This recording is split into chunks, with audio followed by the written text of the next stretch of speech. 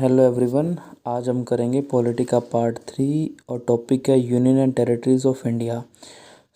जो पहले वाले लिंक हैं दो पार्ट्स के, उनको आप डिस्क्रिप्शन बॉक्स में देख सकते हैं। और पहले वाले जो टॉपिक थे, एक था मेकिंग ऑफ कॉन्स्टिट्यूशन, एक था preamble and sources of constitution. सभी एग्ज़ाम के लिए रेलेवेंट है, आप उनको ज़रूर देखिएगा। आज का टॉपिक है, जैसे आपको मैंने बताया, union and territories of India. First question guys, which part of the constitution deal with the union and territories. Part 1 deal with the union and territory. जैसे आपको बताया था कि हमारा कॉन्स्टिट्यूशन पार्ट्स और स्केड्यूल्स में डिवाइड किया गया, इसके लिए हम लेक्चर भी बनाएंगे। और आपको बताया था जैसे 465 आर्टिकल्स हैं, 25 पार्ट्स हैं और 12 स्केड्यूल्स हैं। ऐसे ही जो यूनियन एंड टेरिटरीज़ है वो पार्ट वन है जो यूनियन एंड टेरिटरी से डील करता है। और next question guys, which schedule deals with the names of union and territories of India. Schedule 1 है जो यूनियन एंड टेरिटरीज़ के साथ डील करता है, वैसे ही आर्टिकल 1 है जो यूनियन एंड टेरिटरीज़ के साथ डील करता है। इन चीज़ों को आपको ध्यान में रखना है। Next question guys, classification of Indian territories comes under which articles. Article 1 के अंडर आती है, जैसे आपको बताया शेड्यूल 1 आर्टिकल 1 पार्ट 1। इन चीज़ों को आपको ध्यान में रखना है, ये बहुत रेलेवेंट है एग्जाम के लिए। आर्टिकल 1 किससे डील करता है। Next question guys, what are different categories under which territories are classified.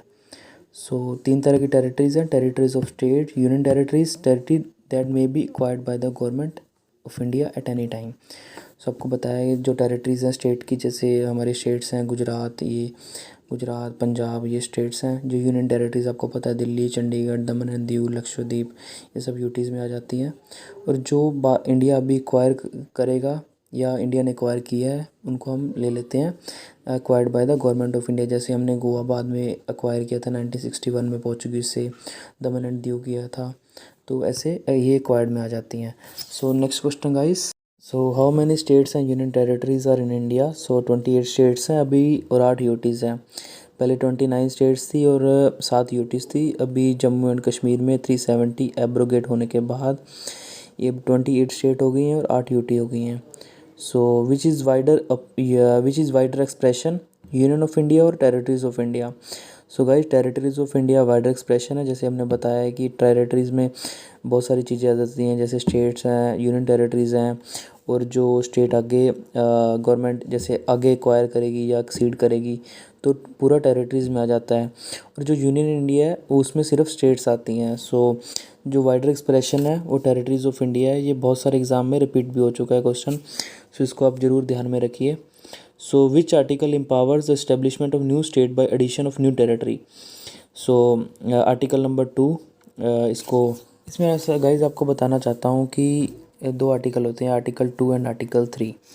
Article 2 के अंदर जो नई स्टेट जैसे हमने एक्वायर करनी है, जैसे हमने सिक्किम किया था, एक्वायर नहीं किया था उसने, सिक्किम ने हमें एक्सीड किया था, अपने आप आया था, तो वो आर्टिकल नंबर 2 के साथ आ जाता है। जैसे आर्टिकल नंबर 3 है, तो वो जो एग्जिस्टिंग स्टेट्स हैं, जैसे हमने आंध्र प्रदेश से तेलंगाना बनाया और आंध्र प्रदेश अलग किया, तो वो आर्टिकल नंबर 3 के अंदर आता है। ये एसएससी के अंदर बहुत ही फेमस क्वेश्चन और स्टेट पीसीएस में भी बहुत बार पूछा गया कि आर्टिकल 2 और आर्टिकल 3 के अंदर क्या डिफरेंस है। मैंने आपको क्लियर कर दिया है। नेक्स्ट क्वेश्चन गाइस, आपको आर्टिकल 3 के बारे में बताया है, वैसे आपको बताना चाहता हूँ कि एक्चुअल क्वेश्चन क्या बनता है। Which article empower the parliament to establishment of state by altering the existing state. Article 3 के अंडर आता है। इसके अंदर 4 फीचर्स हैं जो आर्टिकल 3 के अंडर आते हैं, जो हम जैसे आपको बताया कि मैं वीडियोज़ पूरा डिटेल में बताना चाहता हूँ कि आपको याद रहें चीज़ें। ऐसे नहीं है कि मतलब आपको जस्ट एक थ्योरेटिकल नॉलेज दे दी है और बताया नहीं है कि एक्चुअल चीज़ें क्या हैं। इसलिए आर्टिकल 3 के अंडर 4 चीज़ें आती हैं। Increase in the area of state, कोई भी स्टेट है उसका एरिया इंक्रीज़ करना, डिक्रीज़ करना, स्टेट का नाम बदलना, उसकी बाउंड्रीज़ बदलना, ये आर्टिकल नंबर 3 के अंदर आ जाता है। आपको होप आर्टिकल 2 और आर्टिकल 3 के डिफरेंस में पता चल गया होगा। फिर भी कोई डाउट्स आता है तो आप कमेंट सेक्शन में पूछ सकते हैं। Next question guys, in which house bill seeking to create new states और alter the boundaries of existing states can be introduced. इधर हाउस ऑफ द पार्लियामेंट में इंट्रोड्यूस कर सकते हैं। ये क्वेश्चन ऐसा था गाइज कि जो भी बिल था, जैसे हमें नई स्टेट बनानी है तो कौन से हाउस में, जैसे मनी बिल है वो सिर्फ लोकसभा में इंट्रोड्यूस किया जा सकता है, वैसे ही ये जो बिल है नई टेरिटरीज़ बनाने का, ऐसा नहीं है गाइज़ ये लोकसभा में भी इंट्रोड्यूस किया जा सकता है या राज्यसभा में, ये दोनों में ही किया जा सकता है, किसी में भी कर सकते हैं, चाहे वो लोकसभा है चाहे वो राज्यसभा है। सो ये क्वेश्चन UPPCS में आ चुका है और BPSC में भी इसको आ चुका है। सो आप इस क्वेश्चन को ध्यान रखिए। नेक्स्ट क्वेश्चन का, is recommendation of president necessary to introduce a bill or altering the states in the parliament? Yes, parliament recommendation is necessary to introduce a bill. सो मैं आपको गाइस बताना चाहता हूँ, जैसे कि ये जो अल्ट्रेशन स्टेट्स के अल्ट्रेशन को या इंक्रीज़ और डिक्रीज़ करना है स्टेट की बाउंड्रीज़ को या उनका नाम बदलना है, तो जो पार्लियामेंट में बिल लाया जाता है तो उससे पहले प्रेसिडेंट की रिकमेंडेशन बहुत ही ज़रूरी होती है। प्रेसिडेंट की रिकमेंडेशन के बिना ये बिल पार्लियामेंट में इंट्रोड्यूस नहीं किया जाता है। So next question guys, which majority requires in parliament to pass a bill of state organisation reorganisation? सबको बताना चाहता हूँ, सिंपल मेजोरिटी लगती है जब भी इस तरह का कोई भी बिल आता है, जैसे कि अल्ट्रेशन ऑफ बाउंड्रीज़ को लेकर, तो सिंपल मेजोरिटी लगती है। मैं आपको बताना चाहता हूँ सिंपल मेजोरिटी होती क्या है। सिंपल मेजोरिटी वो होती है, जैसे हमारा एक कोरम होता है, 1/10 मेंबर है, जैसे 545 मेंबर्स हैं, उनका 1/10 अप्रोक्सीमेटली राउंड फिगर किया जाए तो 60 मेंबर्स बनता है। तो 60 मेंबर्स प्रेजेंट एंड वोटिंग, उनका हाफ, जैसे 31 मेंबर हो जाएंगे तो वो बिल पास हो जाएगा। कोरम में होना चाहिए, और जितने मेंबर होंगे उसमें उस टाइम पे प्रेजेंट होंगे उसका हाफ +1, तो उसको बोल देते हैं सिंपल मेजोरिटी। सो बहुत तरह की मेजोरिटी होती है। मैं आपको बताना चाहता हूँ absolute majority, effective majority, special majority, और ये सारी मेजोरिटी डिफरेंट केसेस में यूज़ की जाती हैं। जैसे जैसे इनका जिक्र आगे आएगा मैं आपको अगली वीडियोज़ में बताता जाऊँगा। तो इस state opinion required a reorganisation of state opinion में रिक्वायर्ड बट नॉट मैंडेटरी। मैं उसको बताना चाहता हूँ कॉम्प्रहेंसिव वे में कि इस लाइन का मतलब क्या होगा। जैसे कोई रीऑर्गेनाइजेशन का बिल है और स्टेट चाहती है कि उनकी रीऑर्गेनाइज कर दिया जाए और 2 स्टेट्स में बाइफरकेट कर दिया, जैसे उस टाइम पे आंध्र प्रदेश चाह रही थी कि तेलंगाना और आंध्रा अलग अलग कर दिया जाए। तो इन्होंने अपना जो बिल है वो प्रेसिडेंट को पेश किया कि हमारी स्टेट को बांट दिया जाए। अब प्रेसिडेंट की मर्जी है कि वो आगे रेकमेंड करे या नहीं करे। सो स्टेट ओपिनियन में रिक्वायर्ड बट नॉट मैंडेटरी। दूसरा केस ये बनता है कि प्रेसिडेंट खुद चाहे कि हाँ वो स्टेट को करना चाहता है पर उसके लिए स्टेट तैयार नहीं है, तो प्रेसिडेंट अपनी मर्जी से भी उस स्टेट को बाइफरकेट कर सकता है। सो ध्यान रखिए इसको, इस लाइन का कॉम्प्रहेंसिव वे में यही मतलब बनता है। So next question guys, is parliament bound by the state opinion by reorganisation of state? No. जैसे आपको बताया कि मतलब स्टेट ने एक ओपिनियन दे दिया कि हमारी स्टेट होनी चाहिए, पर उसका पार्लियामेंट उसके लिए बाउंड नहीं है कि आप स्टेट बनेगी ही बनेगी। सो स्टेट पार्लियामेंट और प्रेसिडेंट की अपनी मर्जी है कि वो बनाए स्टेट या नहीं बनाए। सो यही डिफरेंस है और इसको आपको ज़रूर ध्यान में रखिए। ये स्टेट PCS के लिए बहुत ही ज़्यादा इंपॉर्टेंट क्वेश्चन है और बहुत ही बार ये अपीयर भी हुआ है, चाहे आप UPPCS के क्वेश्चन देख लीजिए और UPSC में भी यही क्वेश्चन बार बार पूछा गया है।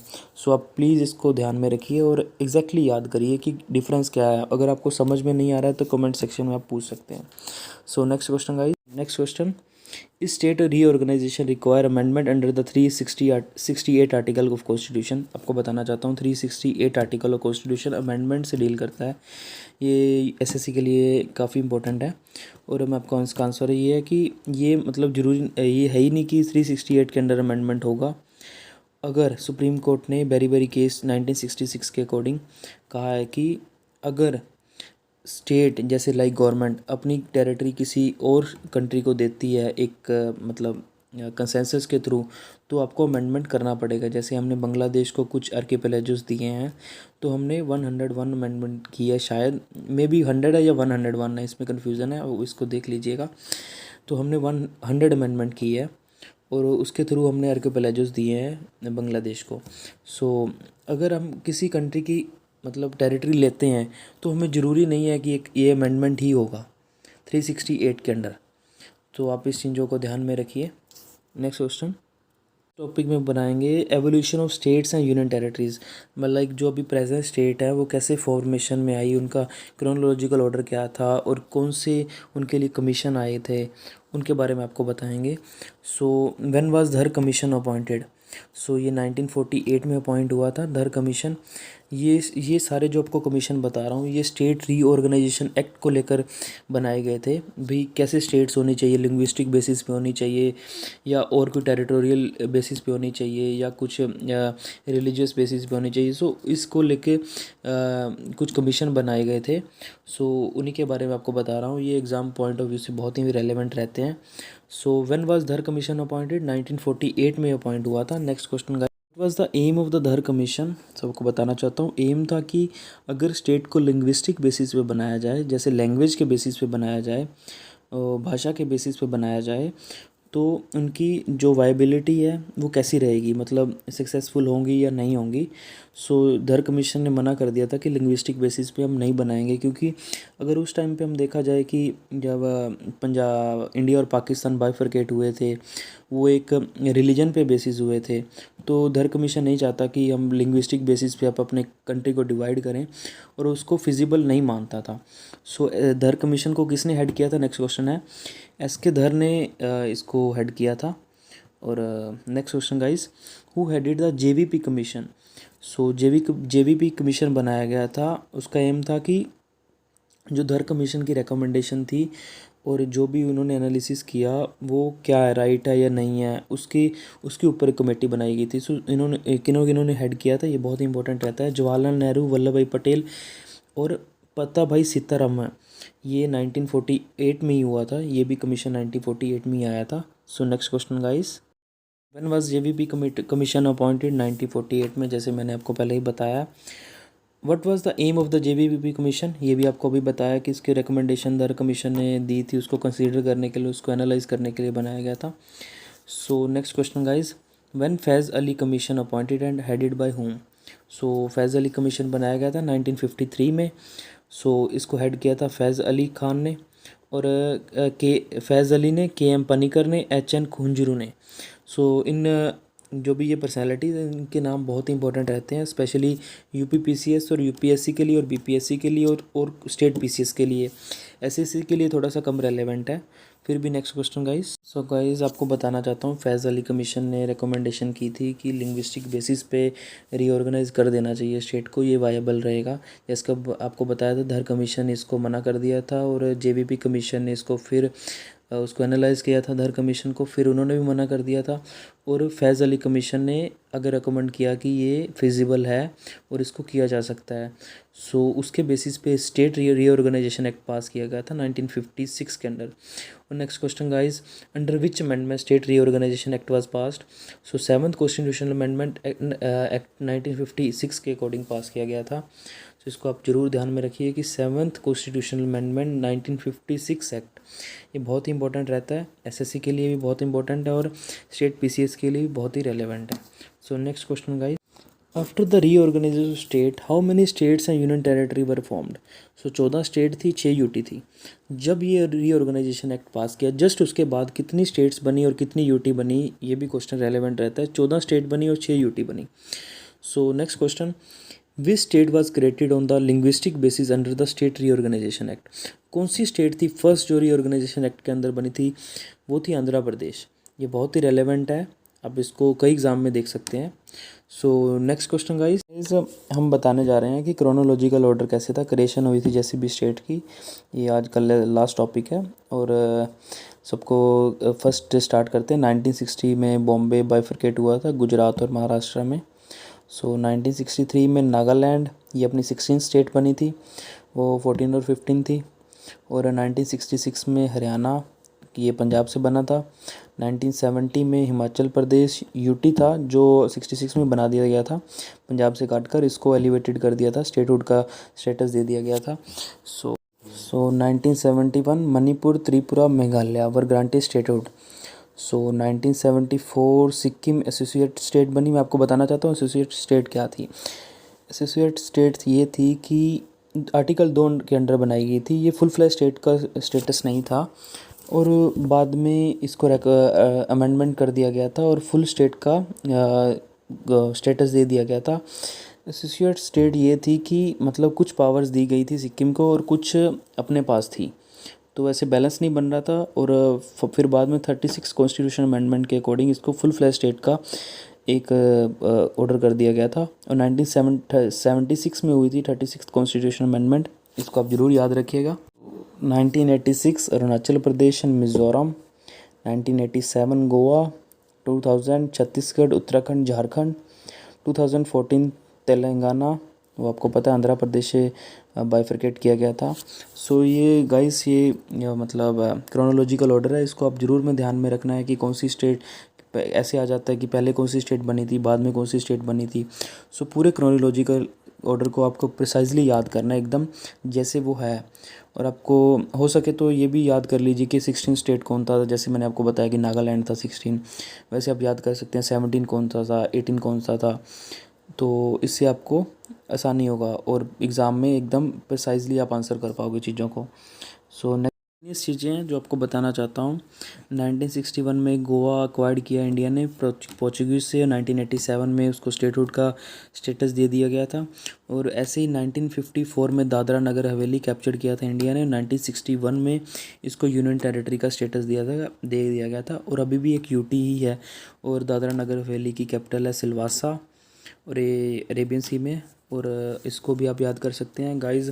ये एंड ऑफ द टॉपिक है।